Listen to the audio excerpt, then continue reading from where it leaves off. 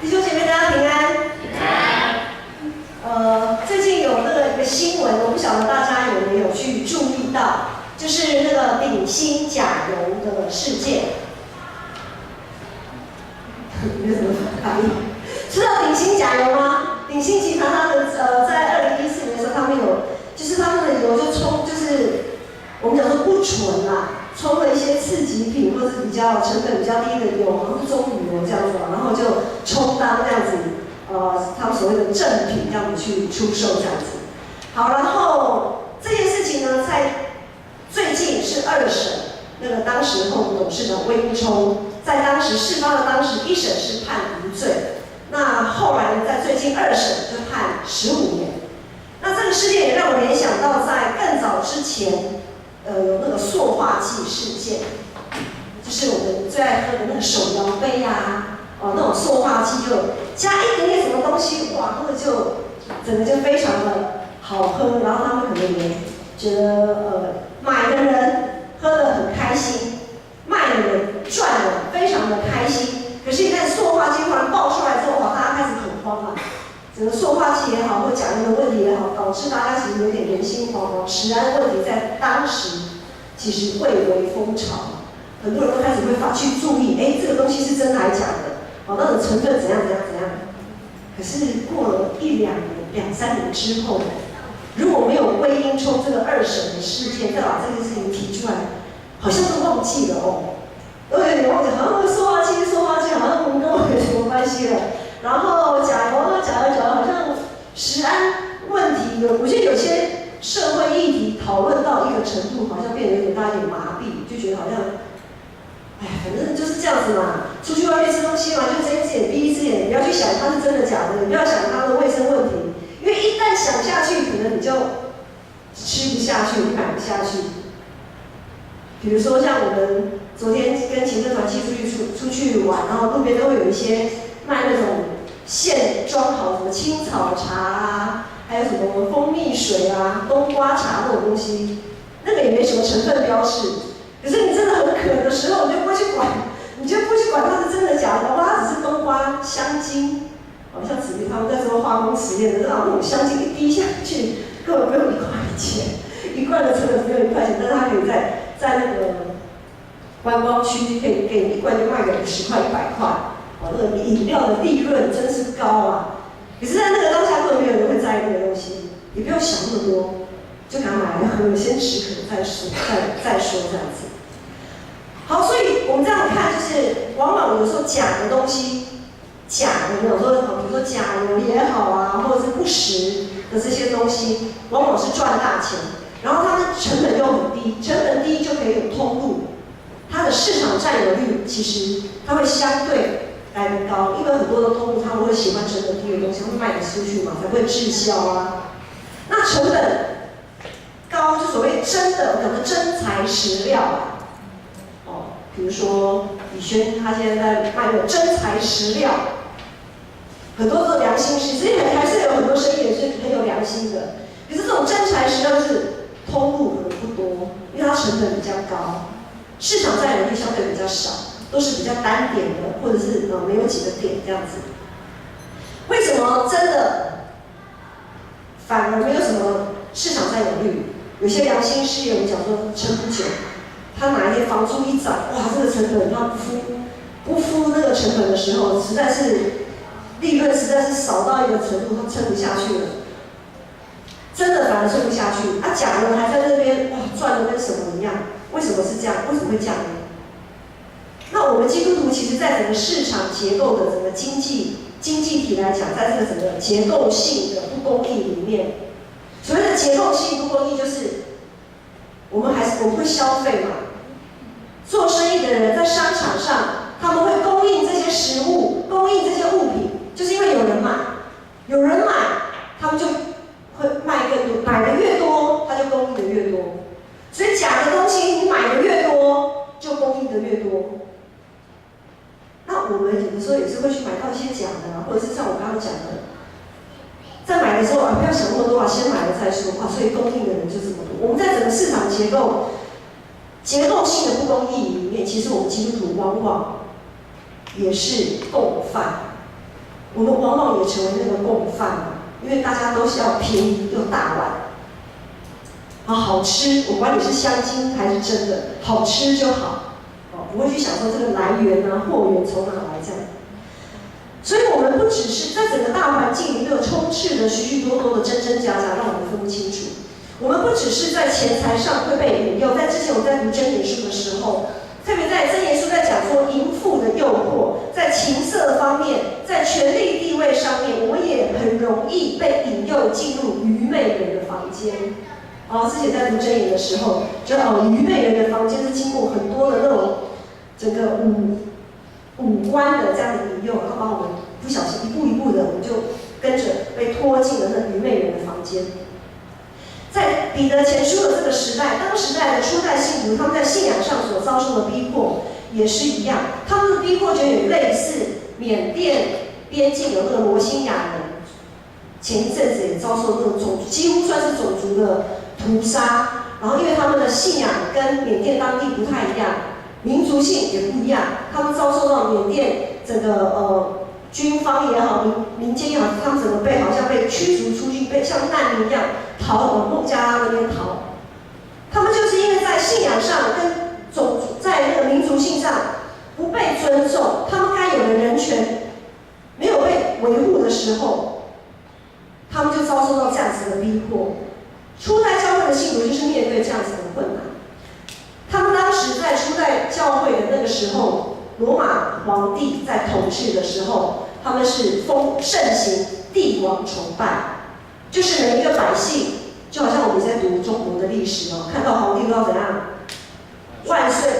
跪着还要趴着，万岁万岁万万岁，有没有？某某皇帝万岁万岁万万岁，就是我们要匍匐敬拜我们的皇帝，代表的是什么呢？代表着我们对这个国家的忠心。当时候初代信徒他面对的这个很大的问题是在于说，基督徒都是敬拜独一真神的都是敬拜独一真神上帝的人。既然是要敬拜独一真神，怎么可以去拜皇帝呢？不行嘛。那你不去拜皇帝，你就糟了。你不去拜皇帝，你就被挂了一个叛国或者是卖国、乱臣贼子这样子的一个罪名。因为这样子，所以没有人敢跟基督徒沾上任何的关系，也不想跟他们沾上关系。本来是好朋友的这些信了基督徒的人，就开始有点跟他有点要切断关系啦。所以他们不管是在经商方面，还是在社会地面上，基督徒都会被剥夺。甚至于他们在家庭里面，比如说我一家信主，已经不是全家得救了。一个人信主已经不是全家得救了。如果今天我一个人信主，在那个时候我的家庭里面，我一人信主，我是把全家都拖累，反而全家都受害。他们遭受了这么大的内忧外患，就是自己要从一个外邦人信耶稣基督，以及他在他的生活上各方面，他自己要面对他自己很多生命的问题，他自己有他自己的问题要处理，他还要处理外在环境对他的不同的眼光跟逼迫跟排挤的时候，真的是内忧外患。所以很多的信徒在长时间这样子的压力下，他们没有办法再承受，所以他们可能在这样的环境当中产生了一些失当或退缩的言行。从刚开始可能还会彼此扶持带导，时间一久了，麻痹了，扶持带导的人麻痹了，然后呢，自己也实在是受不了，说好吧，没关系啊，就这样子一下吧，应该也没关系，就那样子一下吧，也没关系，因为我真的是好累，我撑不下去。好，于是这样子呢，在教会里面开始有许多交相指责的声音，开始想说，那个人怎样怎样啊，子玉怎样怎样怎样，宇翔怎样怎样怎样啊，火焰怎样怎样怎样，传道怎样怎样怎样，然后开始跟讲到开始耳语很多。所以彼得就在这里要强调，就是说，祷告不要麻痹啊，不要变成一种仪式，一种宗教仪式而已。我们要切实的付出一些行动。要付出什么行动呢？就是要彼此相爱。彼得呼吁大家要切实的彼此相爱，因为一个被社会边缘化的信仰群体，要走出自己的一条路，一定要坚定坚定的做自己该做的事情，否则很快就会分崩离析，就会瓦解掉。鼎新集团它那个甲油，它的失败，鼎新的失败就是在于它没有坚持走一条对的路，没有坚持下去。耶稣是道路、真理、生命。耶稣清楚交代要尽心、尽性、尽意爱主我们的上帝，单要侍奉他，并且要彼此相爱。这两件事情看起来、听起来很简单，但是在当时候被这样子逼迫的在那个社会当中，每一个人都看你奇怪，每一个人都要霸凌你，你还爱他吗？集体，我们是那些基督徒是集体的被霸凌的。所以在这种集体被霸凌的一种氛围里面，你要我们在当时他们要分别为圣，做一个基督徒，真的是很难。但是分别为圣就是爱上帝、爱人这两件事情，是他们成为分别为圣的一个指标。虽然困难，但是他们还是必须彼得一直强调呼吁，你们要继续要这样子去做。彼得呼吁教会切实彼此相爱，要用所领受的恩赐来彼此服侍，是为了别人，而不是为了自己。因为没有仆人可以高过主人，也没有学生可以高过老师。就像耶稣他为门徒洗脚，我现在想请问大家大家有去洗牙吗？那个健保每年都有就是健保给付1年可以2次的洗牙。在我们去给牙医洗牙或者看牙齿的时候，你会做什么事？先刷牙，对不对？先刷牙，总不会是刚吃完东西然后就去洗牙，张开那些残渣都在嘴里，很不卫生，也很不礼貌。好，如果今天我无预警的要大家现在把鞋子、袜子脱掉，彼此洗脚，无预警的哦。有些洗脚可能我知道，如果说我说牧师今天礼拜要做什么洗脚，有时候可能在家里礼拜之前我可能会把我的脚洗得搓得很干净，然后可能还会喷一些什么除臭的什么之类的好好准备来洗脚。可是今天我无预警的情况下，耶稣就在无预警的情况下要给门徒洗脚。有2个面向，我们一起来思考。可能我们在要洗的时候，我就开始想我有香港脚这个脚伸不太出去，或者是我有脚臭，我也伸不太出去。然后我好像那个脚趾头缝的那个缝有没有？好像很久没有去搓它了，那个缝不晓得那个垢，那个就是脚垢，这个脚实在伸不出去可是耶稣怎么洗脚？耶稣是谦卑屈膝的，他跪着、蹲着、跪着，在他的门徒面前，默默的将他门徒生命当中的污垢、脏污给除去。如果今天我们不敢把脚伸出去给别人洗，那么另外一方面，牧师就要帮他想想，为什么今天如果牧师要去假如传道要给牧师洗脚，如果牧师不感觉得很尴尬，在这种无预警的时候，我脚要伸出去给他洗，第一个我会觉得我实在是昨天晚上为什么没有好好的洗脚我可能会想这些。再来，可能如果传道他是会嫌弃我的脚的人，那我就不会去要给他洗脚。懂我的意思吗？就是如果别人不愿意给我洗脚的时候，那问题是在于我的身上，有一半的问题我要负一半的责任。为什么别人不愿意让我洗他的脚？那就是因为我不够让他放心，他不放心把他生命的问题交给我，或者是他不放心把他生命的问题让我看见，以至于我只看见他就是装饰的光鲜亮丽的一面，真正他需要被我关怀的地方，他不敢让我知道。那就是我也要负一半的问题，也就是我不够谦卑，我不够谦卑屈膝，而且我不会默默的把他的生命的问题给拿掉，或者是默默的扶持他走出他生命当中的黑暗。就是我不被，就是他对我没有信心嘛。那我们要做一个怎么样的人？当我们要去为别人洗脚的时候，我们自己的态度要先被调整，我们自己的眼光要先调整。我们要调整自己的眼光，从注视外在行为到看到别人内心的需要，看见别人内心灵魂的需要上面。这也就是法利赛人跟耶稣最大不同的地方。法利赛人就是一直看行为、看外表，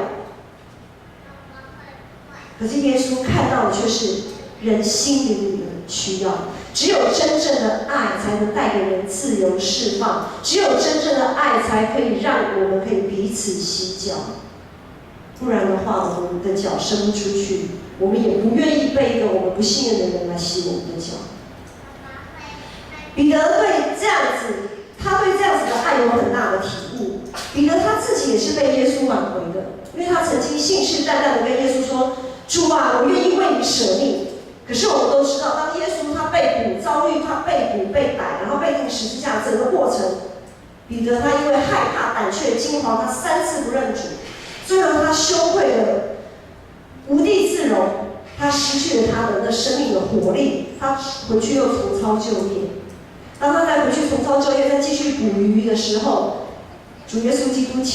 复活的基督亲自去找他，亲自去。我记得那个时候有一次社青的聚会，好像是6号吧，就说什么现在就是有人好像做保险都可以透过电脑、网络这样子去做保险，这样子。透过电脑、网络在现在很方便，可是透过电脑、网络唯一不能确认的就是彼此的眼神。我可以写得很好看，写得很好听，但是呢，我的眼神是不是真的有关注这个人的生命力？这个是电脑网络绝对无法取代的。耶稣带着怜悯，带着安慰，带着鼓励，带着接纳的眼神，带着他的爱，坚定的去找彼得。当耶稣看见彼得，彼得也看见耶稣的时候，当他们眼神四目相望，其实彼得都了然于心，他知道耶稣已经完全原谅他，完全接纳他。眼睛是灵魂之窗，是骗不了人的。耶稣爱的眼光夺去了彼得3次不认主的羞愧，耶稣的爱让彼得重获自由。我们都知道，我们寻求智慧要以敬畏耶和华上帝为前提。当然，我们会有分辨、判断的智慧，我会可能看到这个人的行为外表，会去分辨判断这个人是怎么样的一个人。我们都有一些基础的，我们讲基础的一个 sense， 我们可以知道到底是怎么样，我们去分辨判断。可是当我们这样子的分辨判断，不是基于敬畏耶和华上帝的话，这样子的分辨判断就会让我们彼此批评、彼此比较、彼此攻击。我们所得的智慧就会被落入恶者的工具。这个能力并不是不好，但是我们要知道，上帝是公义的上帝，也是怜悯的上帝。如果在公义之前没有怜悯，如果在审判之前没有爱，其实我们没有一个人可以在上帝面前站立得住。在今天的经文前面一段讲到说，你们从前不是子民，现在却成了上帝的子民；你们从前未曾蒙怜悯，现在却蒙了怜悯。上帝的爱就是怜悯。怜悯是什么意思？怜悯就是本来不是我们应得的，但是上帝却仍然预备要给我们。就像彼得，他就是一个活生生的例子。只有爱能遮掩许多的罪，遮掩许多不合神心意的事情。遮掩就是轻看、忽略的意思。只有耶稣基督的爱可以让我们轻看、忽略别人可能在行为上，在他的态度上有不好的地方。在腓立比书有说，个人要看别人比自己强，哥罗西书也说，因为爱是贯通全德的，要让基督所赐的和平在我们心里做主，为此蒙召归为一体。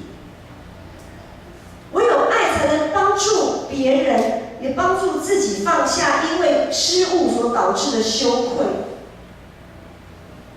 在这里呢，我要跟大家一起来勉励哦，就是我们一定要用怎么样去学习，要有耶稣基督爱的眼光。有2个重点，第一个是学习用积极正向的眼光来看待事物，多看别人的优点，多看别人的好处。因为只要有人都会有缺点，要怎样挑毛病、挑鸡蛋里挑骨头，一定挑不完的。所以当我们一起来学习，当我们看见一个人，觉得他这样的行为好像不太好，他那样子的态度不太好的时候，当你发现一个人的行为态度不太好的时候，请你也同时观察他，继续的观察他，找出他有5个优点。请你在看见别人不好的地方的时候，也去细想、回想，或者如果你对他了解不深，那你就先把那个缺点放在心里，你再继续观察他，找出他5个优点。你不要说牧师，我在找不到这个人，实在是我很讨厌他，他完全一点优点都没有，我就是讨厌他，我怎么找都找不出他有什么优点。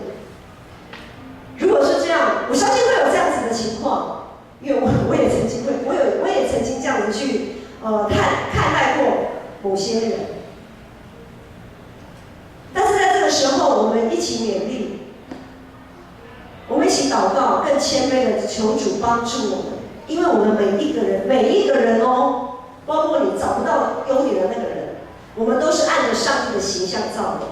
如果我们在某些人，就是每一个人的身上找不到优点的话，那其实我们就是在入末造他的主。我们就好像在跟上帝讲说：“上帝你很烂，你技术很差，你造了一个这样子的人，我一点优点都看不到。”好像这样子，就好像我们在跟上帝埋怨一样。当然，有些事情可能会碰到一种情况，就是有些事情进行的不如自己预期的时候，然后又碰到自己刚好自己的状况也不好，我们可能在那个当下会做一些不是很好的反应。就比如说彼得，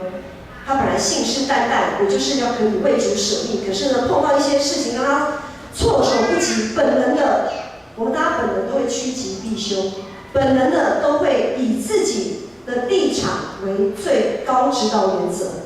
所以在这样子的情况下，我们可能会做了一些不合宜的决定跟举动，没有关系，我们人非圣贤，孰能无过？我们也都不是完全人，我们不是耶稣。即便在某个当下我们做了错误的决定，我们要相信上帝仍在掌权。只要在这个过程当中，我们愿意去调整、学习顺服、学习正向思考，相信爱必能遮掩许多的罪。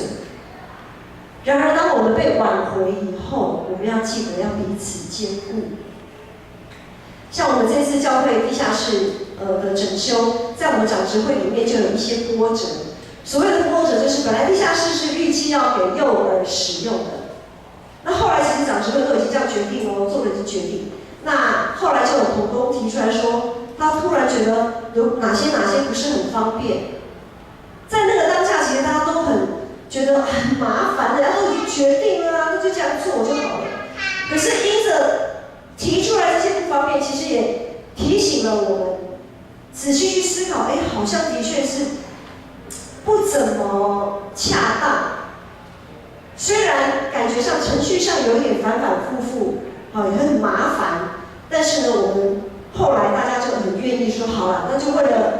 了这样子的一个情况，我们再重新再决定一次。所以上个礼拜才又临时开了讲执会，我们到地下室好好的整个大家讨论过以后，有了一个更整全的答案，要把地下室规划为多功能的教室。每一位长执也在这个过程当中，虽然我们也会面对一些损失，但是呢，我们每一个长执的眼光都被上帝调整到是看见教会整体的需要，而不是只看到自己方便的那一部分。再来，我们要学习用上帝的眼光看世界。最近我不晓得你有没有接到选举的电话，有些已经20岁了哈，可以投票选举了。牧师最近有接到一些选举的电话，但是它是语音，接起来就是语音。其实我还蛮讶异，现在这个时代竟然还有这种语音的就是选举的这种手法，完全我也不认识你，也不认我，然后用语音的一点感情都没有，你就叫我把神圣的一票投给你，我觉得是蛮不可思议的一件事情。好，一到了选举，我相信很多人就开始有一些不同的反应。什么反应呢？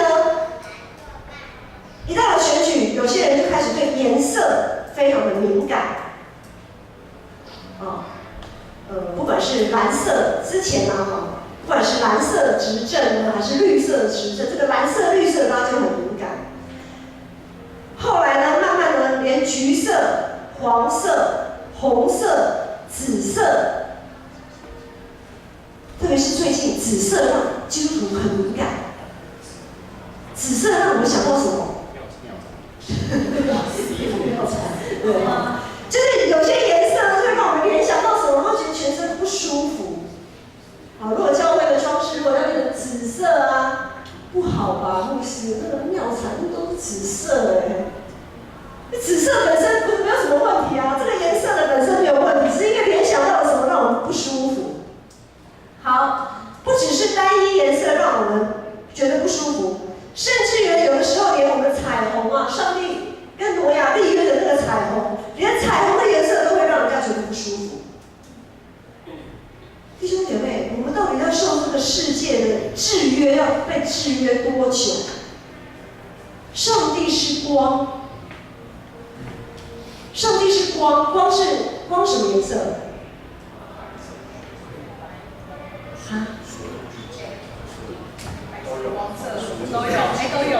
都有嘛？透过三棱镜，那个光都有而且它不只是正红色，我想，比如说红色来讲好了，它不是只有正红色，它的红色是还有层次的。应该说每一种颜色它都有它的层次。我们在打电脑不是在选颜色，那个字体还是什么选颜色的时候，点进去那颜色好多个色盘，有没有？我相信那个光它所涵盖的颜色比这个颜色更多、更丰富。上帝是包含了所有丰富不同层次的颜色，就算是毫无希望的黑色好了，因为黑色好像据说不是属于自然界的颜色。好，就算是黑色，上帝的灵仍然运行。在创世纪里面讲说，渊面黑暗，上帝的灵运行在水面上。不管是什么颜色上帝都掌权，阿们吗？不要因为了什么颜色，蓝色就是世界末日了绿色世界末日了，紫色世界末日了，哇天哪，这是什么世界我们要活下去吗？基督徒们，我们不要这么的软弱。不要忘记，不管什么颜色上帝都在掌权，万物的结局确实是近了。而我们所该做的，就要好好的预备好自己。我们要好好的预备好自己。我们必须要把属灵的眼光拉高一点。我们不要在那跟这个世上的黑暗世界勾勾顶。因为我们要征战的不是我们看得到的，是看不到那个属灵的部分。我们要把我们属灵的眼光拉高，我们要用上帝的爱来爱彼此的时候，我们必须要把我们的眼光给拉高。我们要爱上帝更胜于世界，要爱上帝更胜于自己。用上帝的爱来爱自己，用上帝的爱去爱彼此。所以我们一定要把我们属灵的视野拉高。我们都是蒙恩的罪人，我们都是蒙恩的罪人，领受圣灵丰富的恩典、怜悯与爱。谁能指着自己夸口呢？没有人能指着自己夸口，唯有夸口耶稣基督重价救赎的恩典。主耶稣基督的牺牲与爱已经在十架上显明了。这个投影幕把我们的十字架整个遮住了。有一天，总有一天，虽然十字架不是我们敬拜的对象，但是它是我们救赎、我们得救赎跟蒙爱的一个象征。总有一天，牧师会改变一下这个 view 哈。我一定要让十字架露出来，不然我们第二堂礼拜呢，弟兄姐妹们真的是太可惜了，看不到我们最重要救赎跟爱的象征。如果我们仍然坚持用自己的标准来看世界，如果我们仍然用自己的标准而无法原谅彼此，甚至于我们也无法原谅自己的无能为力的时候，今天复活的主来到我们当中，他跟我们面对面，他要问我们一件事情，他要问建成教会的弟兄姐妹们，你们爱这些比我更多吗？建成教会的弟兄姐妹们，你们爱我吗？建成教会的弟兄姐妹们，你们爱我吗？因着耶稣基督的爱，我们可以出黑暗入光明，这样子的恩典必须要和众圣徒一起分享。所以我们一定要调整自己的眼光，用基督的爱确实的彼此相爱，因为唯有爱才能遮掩一切的罪过。我们一同来起立唱这首回应诗。我们要用上帝的爱、耶稣的爱、圣灵的爱来爱我们自己，来爱彼此。